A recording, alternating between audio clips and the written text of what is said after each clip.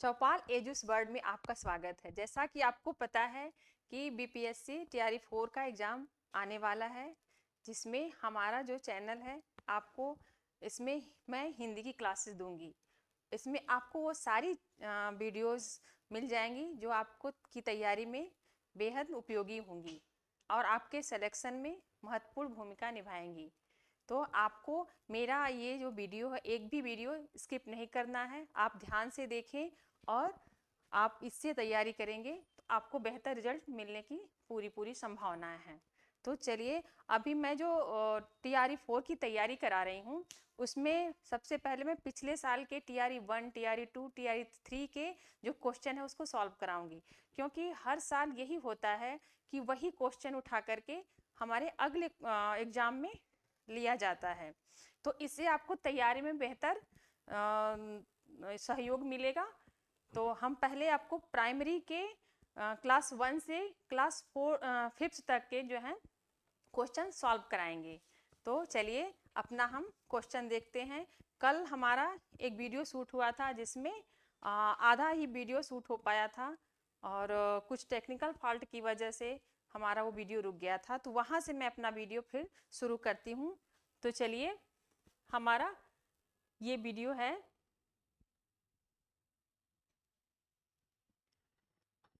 प्रश्न संख्या 56 से लेके 60 तक दिए गए शब्दों के विलोम शब्द चुनकर ए, बी, सी, डी और ई में सही विकल्प का चयन कीजिए।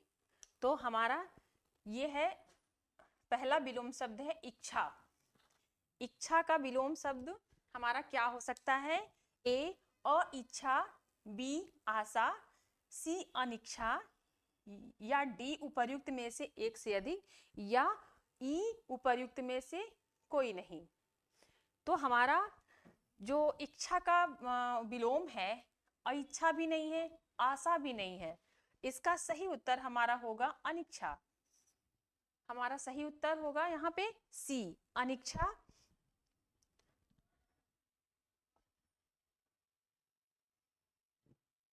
अगला है हमारा उन्मूलन। उन्मूलन, उन्मूलन का अर्थ होता है मतलब पूरी तरह से उसको नष्ट करना, पूरी तरफ से उसको उजाड़ देना। तो पहले हम इस अर्थ को जानते हैं, उसके बाद हम इसका विलोम अच्छे से समझ पाएंगे।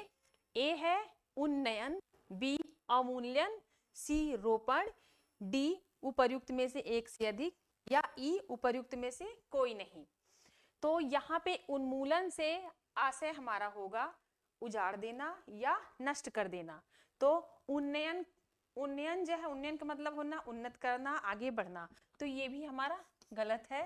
अवमूल्यन, यह मूल्यांकन को लेके हो रहा है कि अवमूल्यन मतलब किसी का जो मूल्य ना हो, तो ये भी हमारा गलत है। सो सी जो है रोपण, यानी कि जैसे हम किसी वृक्ष को लगाते हैं तो उसको नवजीवन देते हैं। तो यहाँ पे हमारा सही आंसर होगा सी, रोपण। हमने यहाँ पे नष्ट का जो उजाड़ने का जो है विलोम होगा वो रोपण होगा, यानी कि हमने किसी को जीवन दिया। अगला है हमारा कर्कश। अगला प्रश्न है कर्कश। कर्कश का विलोम क्या हो सकता है? ए मधुर, बी कोमल, सी कठोर। तो कर्कश जो होता है, कर्कश का मतलब तेज आवाज ऐसे करके, तो वहां पे हमारा मधुर शब्द जो है वह सही है। उसका कर्कश का उल्टा जो है वो मधुर होगा। तो सही आंसर ए मधुर है। आगे देखें, जंगम। जंगम का विलोम क्या हो सकता है? ए वन, बी स्थावर, सी जंगल, डी उपर्युक्त में से एक से अधिक, या ई उपर्युक्त में से कोई नहीं। तो पहले जंगम का अर्थ हम जानते हैं कि जंगम का मतलब होता है चलता फिरता। तो चलता फिरता से का उल्टा क्या होगा? स्थावर, जो स्थापित हो, जो एक जगह से कहीं और जगह जाने का उसमें हो ना हो, इसलिए ये हमारा सही आंसर होगा जंगम का स्थावर। अगला है हमारा शासक। अगला हमारा शासक का उल्टा क्या होगा? ए शासित, बी पोषित, या सी सत्ताधारी, या डी उपर्युक्त में से एक से अधिक, या उपर्युक्त में से कोई नहीं।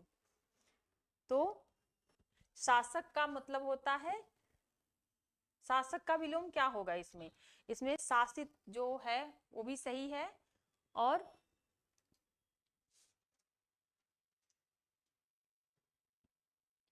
इसमें शासक का क्या है? जो शासित है, एक पोषित है, सी सत्ताधारी।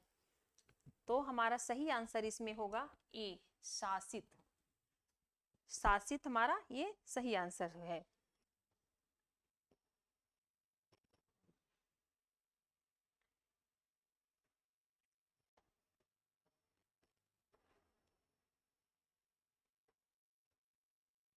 आगे है हमारा क्वेश्चन,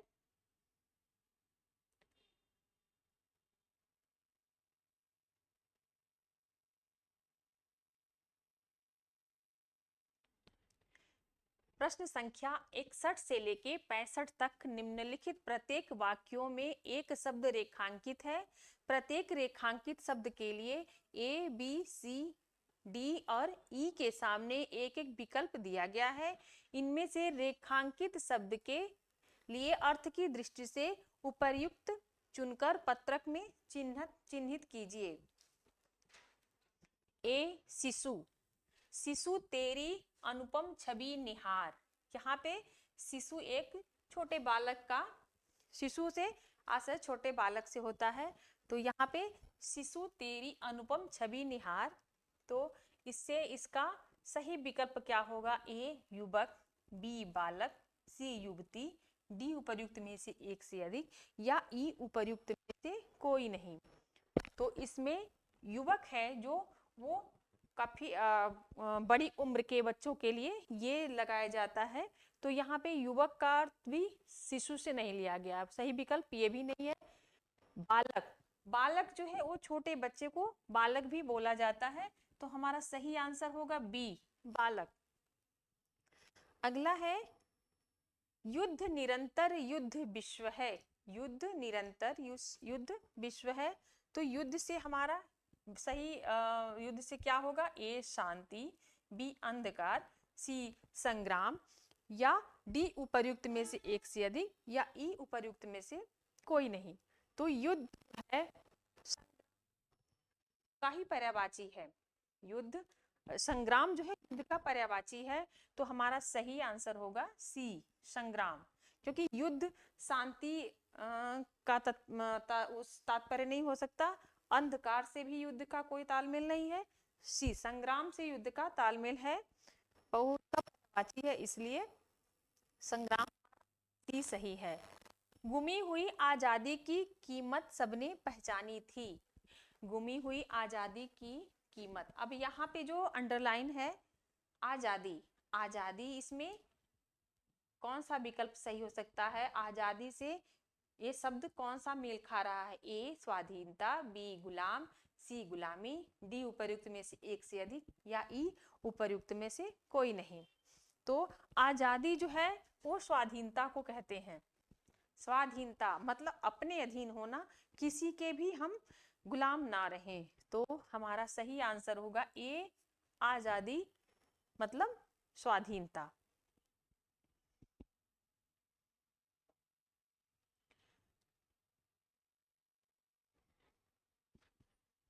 जिसको सुन रिपु के दिल टूटे, यहाँ रिपु जो है वह, इसका पर्याय क्या होगा? रिप का से विकल्प क्या होगा?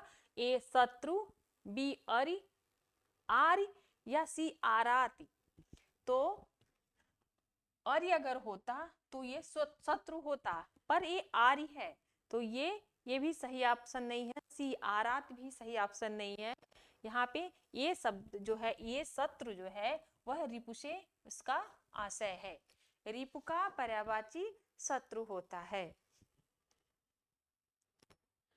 अगला सोम सुधा बरसाता, सोम सुधा बरसाता, इसमें अमृत का क्या है? सोम सुधा बरसाता, ए अमृत, बी अमृत, सी पीयूष। तो यहाँ पे जो है हमारा सही ऑप्शन होगा ए अमृत। सुधा जो है अमृत का ही पर्यायवाची, अमृत का पर्यायवाची सुधा है। सोम भी सॉरी सोम नहीं है, अमृत पीयूष, पीयूष भी अमृत का पर्यायवाची है।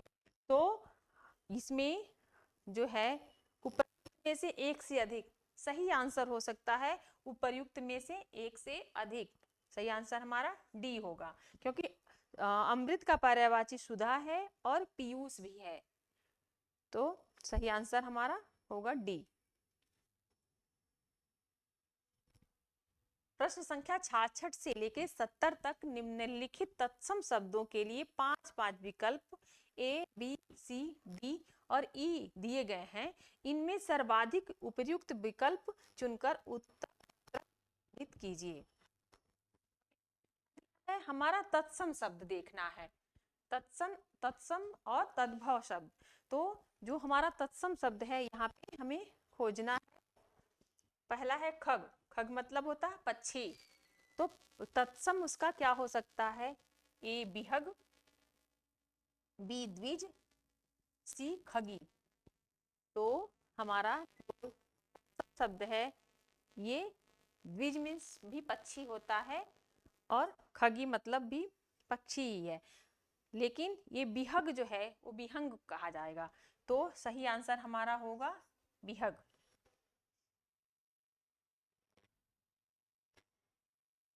गणेश, गणेश का जो तत्सम शब्द क्या होगा, ए एक दंत, बी नंदी, सी नंदन, डी उपर्युक्त में से एक से अधिक, या ई उपर्युक्त में से कोई नहीं।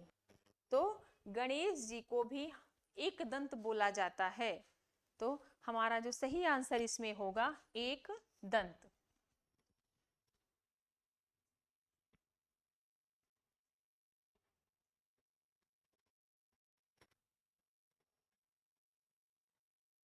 अगला है हमारा काक। काक जो है वो कौवे को बोला जाता है। तो इसमें काक का दिया है ए फिस फिस, बी काग, सी पिसून, या डी उपर्युक्त में से एक से अधिक, या ई उपर्युक्त में से कोई नहीं। तो यहाँ पे काक का सही तत्सम शब्द है काग। सही शब्द जो है वो है काग। तो सही आंसर बी। क्वेश्चन ठग, ठग को का तत्सम शब्द क्या होगा, ए जालसाज, बी खौफ, सी त्रास, या डी उपर्युक्त में से एक से अधिक, या ई उपर्युक्त में से कोई नहीं। तो हमारा ठग का जो है सही आंसर होगा ए जालसाज, जो अपने जाल में फंसाकर हमसे ठगी करता हो उसे जालसाज कहते हैं। यहाँ पे देह का जो है तत्सम शब्द क्या होगा, बप।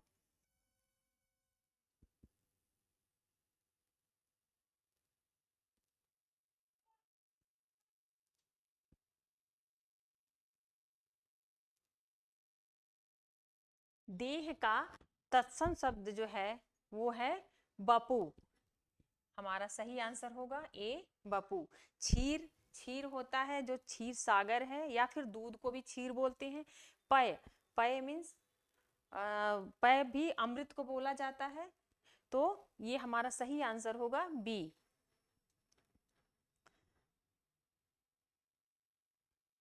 अगला क्वेश्चन है 71 से लेकर 75 तक निम्नलिखित वाक्य के लिए एक शब्द चुनिए तथा ए, बी, सी, डी और ई में से सही विकल्प का चयन कीजिए। क्वेश्चन है जिसके आने की तिथि ना हो, जिसके आने की तिथि ना हो, ए अतिथि, बी पोषक, सी सत्ताधारी, या डी उपर्युक्त में से एक से अधिक, या ई उपर्युक्त में से कोई नहीं। तो जिसके आने की तिथि ना हो उसको क्या बोलते हैं, अतिथि। अतिथि मतलब जिसका कोई तिथि ना हो, अतिथि। तो अतिथि जो है मेहमान को बोलते हैं,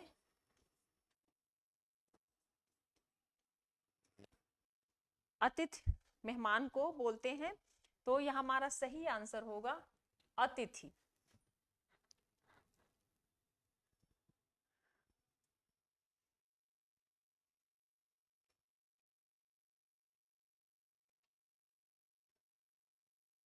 अगला है जो लज्जा से रहित हो, जो लज्जा से रहित हो, मतलब जिसको लज्जा ना आती हो। सही है क्या है? जो लज्जा से रहित हो। ए निर्मम, बी निर्लज, सी बेशर्म, डी उपर्युक्त में से एक से अधिक, या ई उपर्युक्त में से कोई नहीं। तो निर्मम का है जिसके अंदर दया ना हो, जैसे जो निर्मोही हो, जो जिसके अंदर दया ना हो, ये गलत है। निर्लज जिसके अंदर लज्जा ना हो, तो वो हो गया निर्लज। तो सही आंसर हमारा हो गया ये निर्लज। सही आंसर हमारा बी होगा। अब बेशर्म, बेशर्म भी निर्लज के ही अंतर्गत आता है, जिसको शर्म ना आती हो, ये हमारा है। पर हमारा बी क्वेश्चन इससे मेल खाता है, तो हमारा सही आंसर होगा बी। जो सिंहासन का अधिकारी हो, अगला क्वेश्चन है जो सिंहासन का अधिकारी हो। ए युवराज, बी युग निर्माता, सी गद्दीधारी। तो जो सिंहासन का अधिकारी हो, मतलब जो सिंहासन पे प्रेजेंट में जो बैठा हो, तो हमारा ये है जो सिंहासन पे आसीन हो, इससे आशय है। तो युवराज, युवराज जो होता है वह जो राजा का पुत्र होता है, वो आने वाले भविष्य में वो राजा बन सकता है, वो सिंहासन पे बैठेगा, लेकिन अभी वो राजा नहीं है।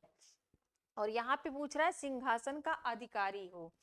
युग निर्माता, ये भी नहीं सही है। सही आंसर होगा हमारा गद्दीधारी, जो गद्दी पे विराजमान होगी, गद्दी पे आसीन हो। तो यहाँ पे सही आंसर होगा हमारा सी गद्दीधारी। अगला क्वेश्चन है वर्ष में एक बार होने वाला, वर्ष भर में, वर्ष में एक बार होने वाला एक, ए वर्ष भर, बी वार्षिक, सी सालों तक, डी उपर्युक्त में से एक से अधिक, या ई उपर्युक्त में से कोई नहीं। तो हमारा इसमें सही आंसर होगा वार्षिक, वर्ष में एक बार होने वाला, तो होगा ये सही आंसर वार्षिक। अगला है हमारा क्वेश्चन जो स्वेच्छा से सेवा करे, जो स्वेच्छा से सेवा करे, जो सेवा स्वेच्छा से करे, उसको क्या बोलते हैं? ए नौकर, सी स्वयं पाकी, या स्वयं सेवक, या डी उपर्युक्त में से एक से अधिक, या ई उपर्युक्त में से कोई नहीं। तो यहाँ पे हमारा सही आंसर होगा स्वेच्छा से, मतलब जो खुद से सेवा करने वाला हो, जिससे किसी के दबाव में। यहाँ पे नौकर जो है उसको भी हम जब पैसे देते हैं, कुछ लालच देते हैं, उसको अपने अंडर रखते हैं, तब वो हमारी सेवा करता है, तो वो स्वयं सेवक नहीं होता है। उसको हम लालच देके या फिर उसकी जरूरतों के हिसाब से उसको अपने पास रखते हैं। तो सही आंसर नौकर भी नहीं है, बी स्वयं पाकी ये भी नहीं है। स्वयं सेवक ये जो है जो खुद से किसी की सेवा में तत्पर हो, जो किसी की सेवा में लगा हो, उसकी खुद की स्वेच्छा से। तो हमारा सही आंसर होगा सी स्वयं सेवक। अगला है हमारा क्वेश्चन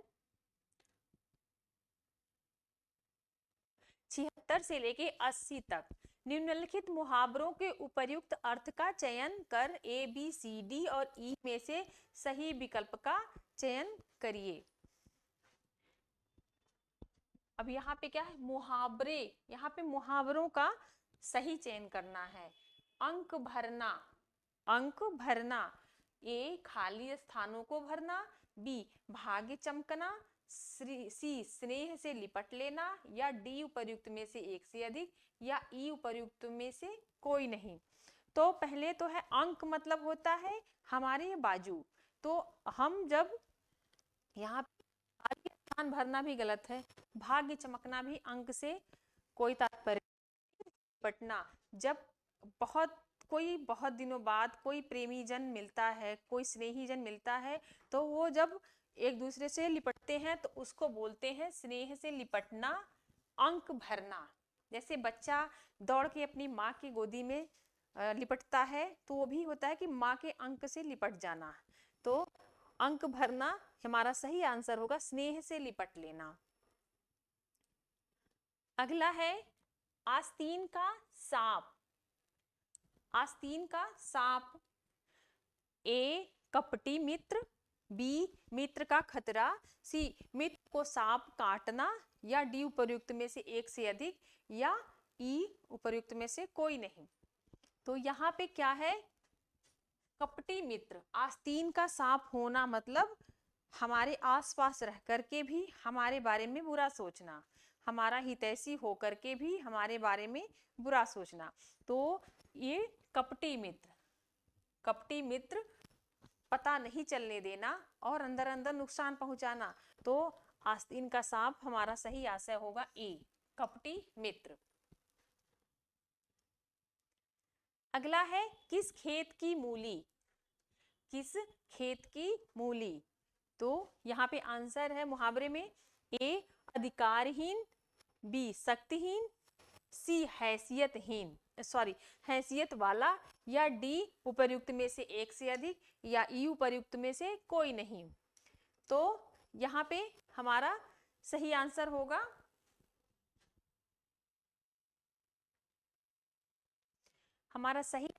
इसमें अधिकारहीन, जिसका कोई अधिकार ना हो। तो उसको मुहावरे में प्रयुक्त किया जाता है किस खेत की मूली, मतलब तुम्हारा कोई अधिकार नहीं है, तुम किस खेत की मूली हो। तो हमारा सही आंसर होगा अधिकारहीन।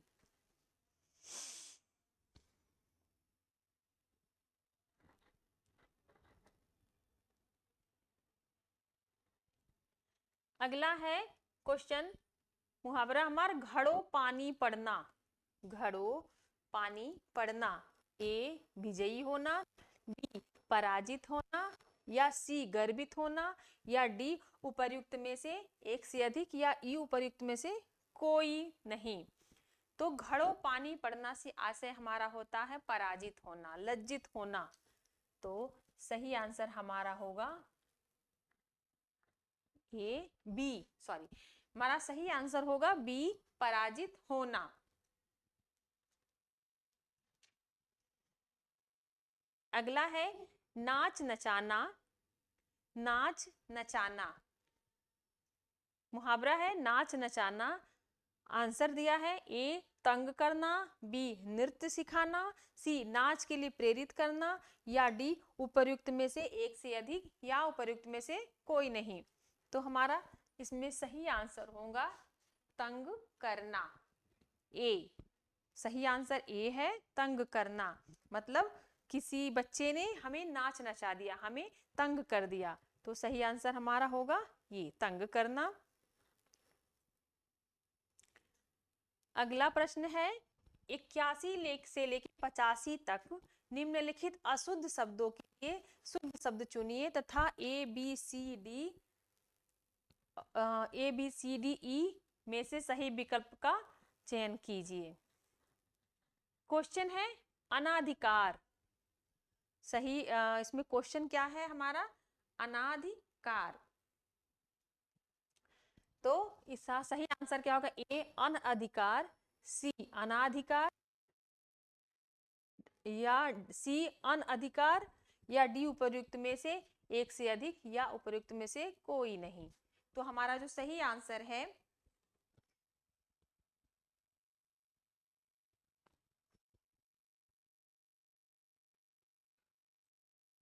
यहाँ हमारा सही आंसर होगा बी, अनअधिकार।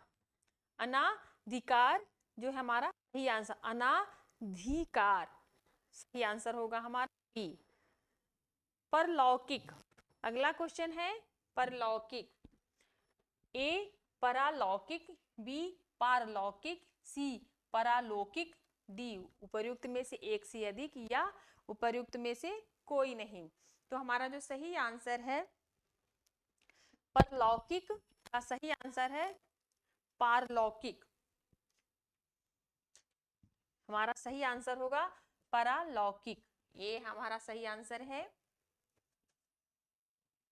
सही आंसर हमारा होगा परालौकिक। अगला है तुम जाओ और अपने पिताजी से कहना। तुम जाओ और अपने पिताजी से कहना।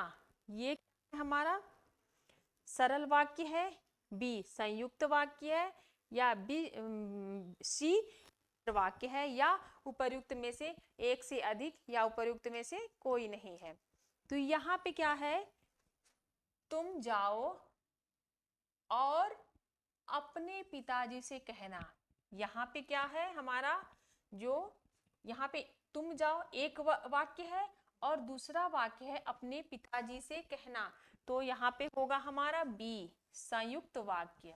यहाँ पे दो वाक्य यहाँ पे मिले हुए हैं, तुम जाओ और अपने पिताजी से कहना। तो ये हमारा सही वाक्य होगा संयुक्त वाक्य बी। यह चित्र इस दीवार पे असंगत है। यह चित्र इस दीवार पे असंगत है। ए आज्ञावाचक है, बी निषेधवाचक है, सी विधिवाचक है, सी विधिवाचक है, या डी उपर्युक्त में से एक से अधिक, या ई उपर्युक्त में से कोई नहीं। तो यहाँ पे जो सही आंसर है हमारा विधिवाचक, सी यहाँ पे विधिवाचक है। अगला क्वेश्चन है, अरे तुम अभी यहीं खड़े हो। अगला क्वेश्चन है, अरे तुम यहीं खड़े हो। इसमें क्या है, विस्मय बोधक, बी आश्चर्य बोधक, या सी आज्ञाबोधक, सॉरी आज्ञा या आज्ञार्थक, या डी उपर्युक्त में से एक से अधिक या उपर्युक्त में से कोई नहीं। तो हमारा सही आंसर इसमें होगा विस्मय बोधक। विस्मय बोधक सही आंसर है ए विस्मय बोधक। तुम सदा सुखी रहो। तुम सदा सुखी रहो, इसमें क्या है आंसर, ए इच्छार्थक, बी आज्ञार्थक, या सी विधिवाचक, या ई डी उपर्युक्त में से एक से अधिक, या ई उपर्युक्त में से कोई नहीं। तो जहां पे हमें आशीष या किसी को विशेष देने की बात होती है वहां पे होता है इच्छार्थक। यहाँ पे इच्छावाचक है, ये इच्छार्थक है। हमारी इच्छा है कि तुम सदा सुखी रहो। तो यहाँ पे सही आंसर होगा ए इच्छार्थक।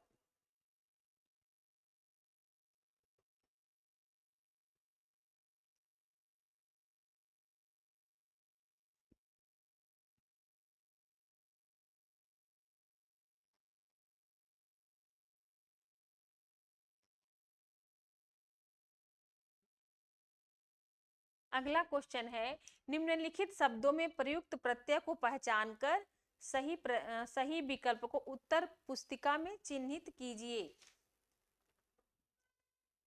ए स्वाधीन। स्वाधीन का प्रत्यय हमको देखना है, ए धीन, बी न, सी अधीन, डी उपर्युक्त में से एक से अधिक, या ई उपर्युक्त में से कोई नहीं। तो हमारा सही आंसर होगा इसमें, सही आंसर है हमारा बी नो। सही आंसर हमारा बी है। यहाँ पे अगला है क्या, भूलौवल। भूलौवल, भूलौवल का प्रत्यय क्या होगा, ए बल, बी औवल, या सी ल, या डी उपर्युक्त में से एक से अधिक, या ई उपर्युक्त में से कोई नहीं। तो इसमें हमारा सही आंसर होगा प्रत्यय बल नहीं होगा, औवल। सही आंसर हमारा होगा भूलौवल का औवल। तो सही प्रत्यय हमारा सही क्वेश्चन है बी। अगला है हमारा बढ़िया। बढ़िया में कौन सा प्रत्यय है, ए या, बी या सी या डी उपर्युक्त में से एक से अधिक, या ई उपर्युक्त में से कोई नहीं। तो बढ़िया में हमारा सही उत्तर हमारा होगा बी, इया। सही उत्तर हमारा इया है। ब तो उसका उपसर्ग हो गया और इसमें जो प्रत्यय लगा है वो है इया। अगला क्वेश्चन देखें, झगड़ालू। झगड़ालू में कौन सा प्रत्यय लगा है? ए डालू, बी लू, सी आलू, डी उपर्युक्त में से एक से अधिक, या ई उपर्युक्त में से कोई नहीं। तो यहाँ पे सही आंसर हमारा होगा आलू, सी। सही आंसर हमारा है सी।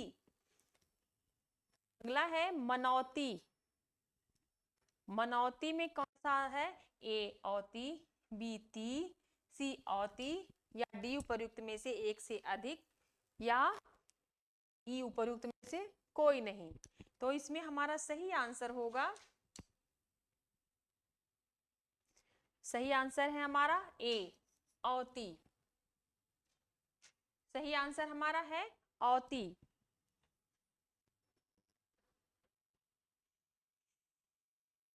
अगला क्वेश्चन हमारा है 96 से लेके 100 तक। निम्नलिखित अवतरण को ध्यान पूर्वक पढ़िए और पूछे गए प्रश्नों के सही विकल्प चुनकर उत्तर में चिन्हित कीजिए।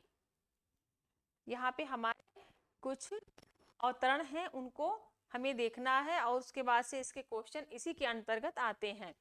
संकटों से वीर घबराते नहीं, आप देख छिप जाते नहीं, गए जिस काम में पूरा किया, काम करके व्यर्थ पछताते, कठिन पथ को देख मुस्कुराते सदा, संकटों के बीच वे गाते सदा, है असंभव कुछ नहीं उनके लिए, सरल संभव कर दिखाते वे सदा। इस अवतरण से ही हमारे ये क्वेश्चन बने हैं, उनके उत्तर भी इसके अंतर्गत हैं। पद्यांश के लिए उपयुक्त शीर्षक है।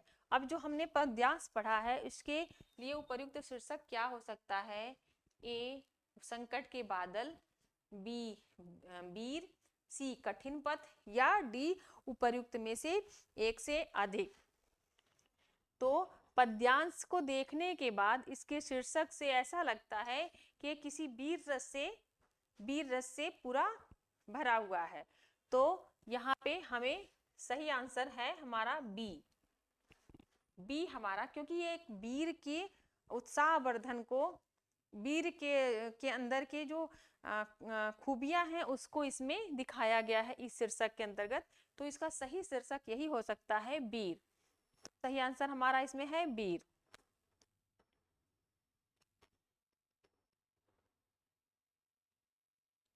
अगला है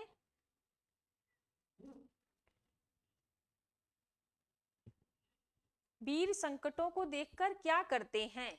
वीर संकटों को देख करके क्या करते? आंसर है छिप जाते हैं, बी रोते हैं, सी सोते हैं, डी उपर्युक्त में से एक से अधिक, या ई उपर्युक्त में से कोई नहीं। तो इसमें जो दिया है कि वीर, जो वीर होता है वो संकटों को देख करके उत्साहित होता है, वह आगे बढ़ने के लिए, युद्ध करने के लिए तत्पर हो जाता है। लेकिन हमारे आंसर में ऐसा कुछ नहीं दिया है, छिप जाते हैं। वीर कभी भी अपने दुश्मनों को देखकर छिप नहीं सकता है। जो वीर होगा, जो भीरू होगा वो छिप सकता है, लेकिन जो वीर होगा उसकी बाजुएं फड़फड़ा जाएंगी, वो युद्ध करने के लिए तत्पर हो जाएगा। तो हमारा सही आंसर छिप जाते हैं ये भी नहीं है। बी रोते हैं, वीर रोते भी नहीं है, वीर को आंसू शोभा नहीं देता, तो सही आंसर ये भी नहीं है।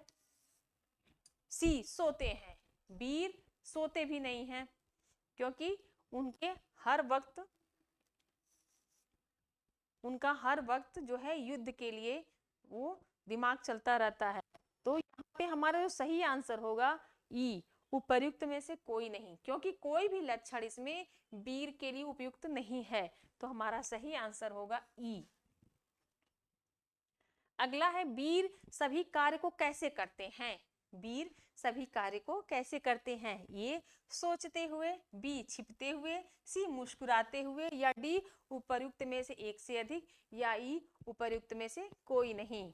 तो हमारा यहाँ सही आंसर होगा वीर मुस्कुराते हुए सभी कार्य को करते हैं, वीर सोचते नहीं हैं। वीर छिपते भी नहीं हैं, वीर मुस्कुरा करके अपने शत्रुओं का सामना करते हैं, अपनी आने वाली विपत्तियों का सामना करते हैं और डटकर लड़ते हैं। तो हमारा सही आंसर होगा सी, मुस्कुराते हुए। अगला है हमारा, वीर किसे देखकर मुस्कुराते हैं? वीर किसे देखकर मुस्कुराते हैं? ए मित्र, बी कठिन पथ, या सी असंभव, या डी उपर्युक्त